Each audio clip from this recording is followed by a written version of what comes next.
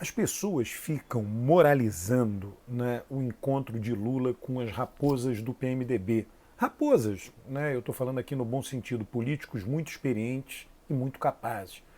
Lula jantou ontem com 16 senadores, vários do MDB, vários do PSD de Gilberto Kassab, vários do PSB, senadores do PT, 16 senadores dá praticamente 20% do Senado Federal.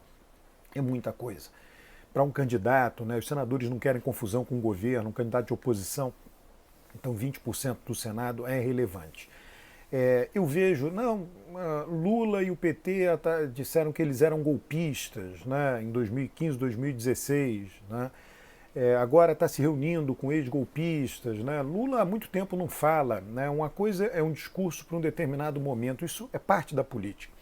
As pessoas querem uma coerência na política, né, que não existe no mundo real.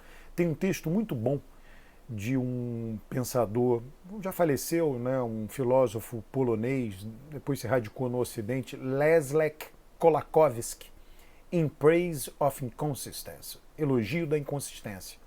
É um texto curtinho, você acha na internet, em inglês. Né, ele mostra que o mundo, né, o mundo sempre foi, né, o mundo que nós vivemos, seres humanos, sempre foi muito complexo, as relações sociais, né, múltiplas causalidades, múltiplas relações, e ele mostra que você tem vários princípios morais concorrentes o tempo inteiro, né, para tomar decisões, e você, né, o que você escolhe, que fica acima e fica abaixo, pode variar de situação para situação, de momento para momento. Então ele mostra que a inconsistência é parte do mundo, a inconsistência moral. Né? Você ora seguir um princípio, ora seguir outro, colocar aquele que estava em primeiro lugar em segundo ou terceiro, e aquele que estava em quarto ou quinto vai para cima, vai para primeiro. Né? É um filósofo refletindo sobre isso. Ele simula o que seria uma pessoa consistente, e uma pessoa consistente seria uma pessoa muito autoritária. A começar, autoritária consigo própria, mas autoritária com todo mundo em volta dela. O mundo democrático exige a inconsistência. Eu não estou dando nenhum spoiler do texto, ele vai construindo o texto e no final ele diz o seguinte: só tem uma coisa que você precisa ser consistente. Ele brinca, né? Só tem uma coisa que você precisa ser consistente, na inconsistência. Você tem que ser consistentemente inconsistente. É uma brincadeira, né? Mas o texto é muito interessante, né? Ele mostra qual é a implicação para a nossa vida individual se nós decidirmos escolher um princípio e sermos consistentes para nós só, não na política, não no mundo público, no mundo privado, particular. Se nós decidirmos sermos consistentes, a gente vai se dar mal. Né? Imagina isso na política. Então, para mim, a consistência nunca foi um problema. Você busca ser uma parte, ora, se não tiver que ser consistente, não será. Né? Consistente, aí nesse caso, você pode tomar como algo equivalente a coerente. Né? O nosso sistema seria mais consistente se nós tivéssemos somente 2 partidos, 3, 4, 5, mas nós temos 30. Né? Então ele é um convite à inconsistência, não tenho a menor dúvida disso. Né? O nosso sistema é um convite à inconsistência. E o Brasil, né, a moralidade nossa do brasileiro é uma moralidade muito inconsistente. No Brasil existe o jeitinho brasileiro. O jeitinho brasileiro, por definição, é algo inconsistente. Depende do lado do balcão que você está, o certo e errado. Né? As pessoas dizem, né, num país como os Estados Unidos existe preto e branco. Né? Existe um lado ou outro. Existe o certo ou errado. No Brasil existem gradações de cinza. Não existe preto e branco. Não existe certo e errado. Tudo depende da situação. Nós temos uma moral contextual. A nossa sociedade tem uma moral contextual, não tem uma moral absoluta.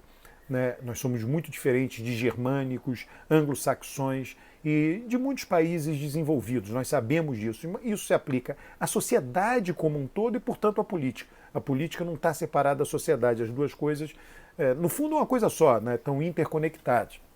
Fiz essa digressão, né? Mas vamos agora para os aspectos institucionais. O MDB, os políticos que nós estamos, são esses que estão aí eleitos. São esses que estão aí.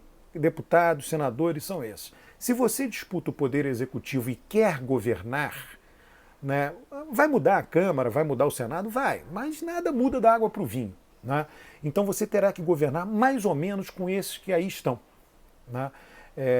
Você não abole o povo, nessa eleição, você não abole o sistema eleitoral, você não abole os resultados propiciados pelo sistema eleitoral. Então serão mais ou menos esses que aí estão, que irão dar apoio, quando o Lula pensa, a um eventual futuro governo Lula. Né? Então ele vai lá conversar com eles. Né? Quando as pessoas moralizam, elas estão dizendo o quê? Bom, mas aí, se ele ganhar, ele faz o quê? Ele bate de frente com o sistema? Né? Ele tenta provar tudo sem conversar, sem fazer acordo? Não vai conseguir. Não vai conseguir. Não esqueça, o Brasil tem 9 milhões, não é isso, de quilômetros quadrados. Enfim, é um continente. O Brasil não é um país. O Brasil é um país continental. O Brasil em si só poderia ser um continente em separado. O quinto maior país do mundo, sei lá, extensão territorial brutal. Isso nos torna uma federação super complexa, que você tem que atender interesses regionais, disputas regionais, mais de 200 milhões de habitantes, uma economia complexa, variada, tem agronegócio, tem uma indústria decadente, tem gente de inovação, é uma economia complexa. Você não consegue governar o país somente com a força política. Não ache que o Centrão existe do nada, né? Que o MDB exista do nada. Não é assim. Né? Eles existem porque eles são resultado de nossa sociedade. A política jamais, de nenhum país do mundo, está desconectada da sociedade que a cria, que a gera. Né? O Centrão representa um eleitor majoritário, talvez, no Brasil, que é um eleitor meio pragmático, que não tem ideologia, vota naquele que atende ali o interesse mais imediato. Né? O que os políticos do Centrão fazem? Né? Eu não vou ficar aqui discutindo, né, coisas erradas, roubalheira, não se trata disso. Eu acho que isso aí é uma coisa que cabe à justiça pegar. Eu sempre digo, olha, se nós tivéssemos uma justiça realmente atuante, a corrupção seria baixíssima no Brasil. Se há corrupção é porque ela adentra todos os setores, né, do serviço público brasileiro e provavelmente, inclusive, a justiça. Né? Então, não é um assunto meu aqui. O meu assunto é o seguinte: o que o Centrão faz com recursos da União? Ele leva para prefeitos, leva para municípios e lá ele atende demandas dos eleitores. Eles roubam? Roubam. Né? E aí? Né? A justiça que tem lá que pegar, o Tribunal de Contas da União. Né? E eles são eleitos por quê? Pelos benefícios que eles levam à população. O prefeito vai lá. O Brasil, olha, tinha uma agenda que está sendo cumprida no Brasil: asfaltar todas as ruas. Os prefeitos estão asfaltando. Lugares que não eram pavimentados estão sendo pavimentados, já foram. Então o eleitorado diz: eu voto nesse prefeito porque pavimentou o lugar que eu moro, botou calçada. Investimento em saúde, metade das emendas parlamentares é uma lei. 50%, cada parlamentar tem 16 milhões em emendas, 50% eles têm que aplicar em saúde. São as emendas que são liberadas em primeiro lugar. Os municípios fazem obras, aumentam o atendimento, o eleitorado vai lá e vota: esse prefeito melhorou a saúde aqui. Então, esses políticos do Centrão, sem ideologia, digamos assim, que a ideologia, na verdade, todos temos ideologia, a ideologia deles é o pragmatismo, eles atendem o povo e o povo vota neles. E eles estão lá para legislar sobre a economia brasileira. Eles são eleitos por razões de atendimento de uma clientela eleitoral, de microdemandas de uma clientela eleitoral, mas, ao mesmo tempo, no Congresso, eles têm que votar política econômica, tributação, coisas que dizem respeito ao país inteiro, ao funcionamento da economia. O presidente tem que ir lá negociar com eles. Tem o meu livro sobre a eleição de 2002, Por que Lula? Tem fotos, está aqui Sarney recebendo Lula em 2002. Né? Isso aconteceu em agosto, tá? A CM com Ciro. É isso, faz parte da aliança, são forças políticas reais, não adianta moralizar isso. Né? Não adianta tem várias fotos, o livro, tá? É um livro sobre eleição, um livro como todos os meus livros, equidistante, não faz propaganda, não defende o ponto de vista, é um livro de análise sobre a eleição de 2002. Né?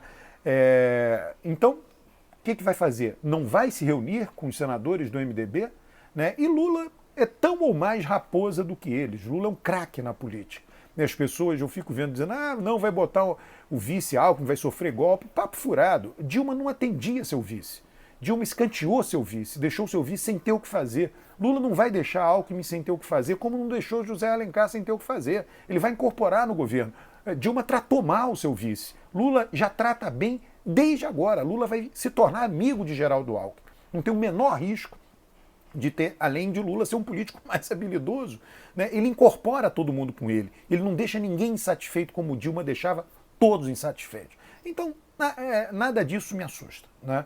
O que me assusta é ter gente no Brasil que acompanha política e gosta de política achar que é possível governar um país continental de 200 milhões de habitantes com a economia complexa, federal, um país federalista, achar que é possível governar sem alianças. Não é. E quem faz aliança tem que ceder.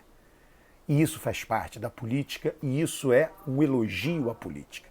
Inscreva-se no canal, comente o vídeo, traga mais gente para esse canal do YouTube, que é um canal de análise política.